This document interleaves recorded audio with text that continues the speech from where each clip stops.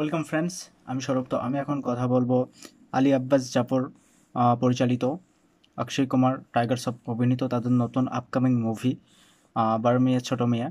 তো এটার টিজার কিন্তু আজকে রিলিজ করা হয়েছে। তো বড় মিয়াঁ ছোট মিয়াঁ এই মুভিটি কিন্তু ঈদে রিলিজ করতেছে। তো টিজারটা দেখলাম, ওয়েল এডিটেড একটা টিজার, দুর্দান্ত ছিল। এবং অ্যাকশন মুভি আসলে এইরকমটাই হওয়া দরকার। এবং এখানে গল্পটা কিন্তু একদমই রিভিল করে নাই। তো টিজারটি কিন্তু দুর্দান্ত চরম লেভেলের একটা টিজার তারা নিয়ে আসছে। তো টিজার দেখে আহ, আমার যতটুকু মনে হলো যে এখানে অক্ষয় কুমার কিংবা টাইগার শ্রফ মানে ক্যারেক্টার অনুযায়ী, গল্প অনুযায়ী যার যতটুকু প্রয়োজন তাকে সেইভাবেই কিন্তু ইউজ করা হয়েছে। এখানে যে টাইগার শ্রফের মানে অযথা লাফালাফি বা তার সেই অ্যাকশনগুলো রাখা হয় নাই। অবশ্যই বড় মেয়ে ছোট মেয়ে এখানে অ্যাকশন, প্রচুর অ্যাকশন থাকবে এবং তার সাথে কমেডিও থাকবে, এটা আমরা প্রত্যেকে জানি। এবং এখানে সবচেয়ে বড় কথা হলো যে এই টিজারে যে ভিলেন থাকতেছে, তো ভিলেনকে একদমই রিভিল করে নাই। ভিলেনকে কিন্তু এখানে জাস্ট প্রত্যেকের কাছে একটা ধোঁয়াশার মতো করে রাখছে। এবং এইটা কিন্তু সুপার পাওয়ার একটা ভিলেন হচ্ছে। এবং এই ভিলেনকে যেভাবে এখানে দেখিয়েছে জাস্ট দুর্দান্ত। মানে একটা অ্যাকশন মুভি এবং সেখানে ভিলেনের মানে পাওয়ার, একটা পাওয়ারফুল ভিলেন, এবং তার সঙ্গে এখানে টাইগার শ্রফ কিংবা অক্ষয় কুমার। তো এখানে লড়াইটা জাস্ট জমবে, এতে কোনো সন্দেহ নাই। তো এখানে পৃথ্বীরাজ সুকুমারন, তো সে থাকবে ভিলেন হিসেবে। সে ভিলেনের ক্যারেক্টার প্লে করবে, এটা আমরা অনেক আগে থেকেই জানি। তো আজকে কিন্তু টিজারে তাকে একদমই প্রকাশ করা হয় নাই, তার ফেসটা কিন্তু রিভিল করে নাই। এবং তাকে যেভাবে প্রেজেন্ট করছে এইটা কিন্তু দুর্দান্ত ছিল। তার লুকটা মানে যতটুকু টিজারে দেখানো হয়েছে আর কি, তো এটাই কিন্তু দর্শকের মধ্যে একটা জল্পনা কল্পনার সৃষ্টি করছে। এবং কোথাও গিয়ে এই টিজারটা প্রত্যেকের কাছে ধামাকাদার লাগছে। তো পৃথ্বীরাজ সুকুমারন তার ক্যারেক্টার মানে সে একটা সুপার পাওয়ার ভিলেন হবে, কিংবা সে এমন কোনো একটা সুপার পাওয়ার ভিলেন তৈরি করবে মেবি, যার কারণে মানে তার একদম লক্ষ্য থাকবে ভারতবর্ষটাকে ধ্বংস করা।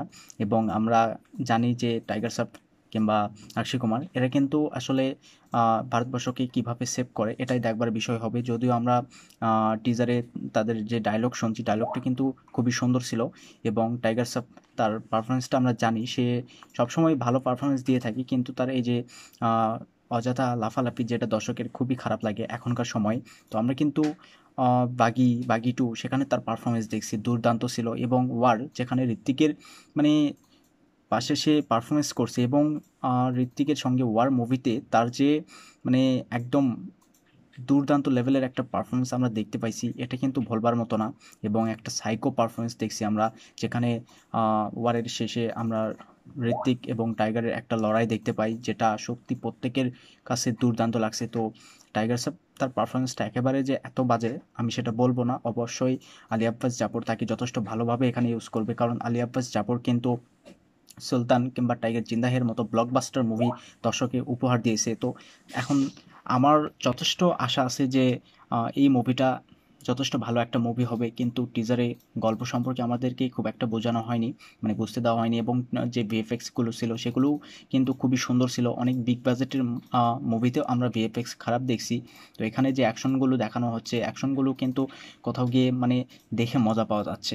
এবং এই যে টাইগার শ্রফ কিংবা ঋত্বিক, সরি টাইগার শ্রফ কিংবা অক্ষয় কুমার, এদের ক্যারেক্টার এবং যেভাবে এদেরকে প্রেজেন্ট করা হয়েছে এটাও মানে খুব মজা। একটা অ্যাকশন মুভি হিসেবে টিজারটা আমার কাছে দুর্দান্ত ছিল, জাস্ট চমকে দিয়েছে।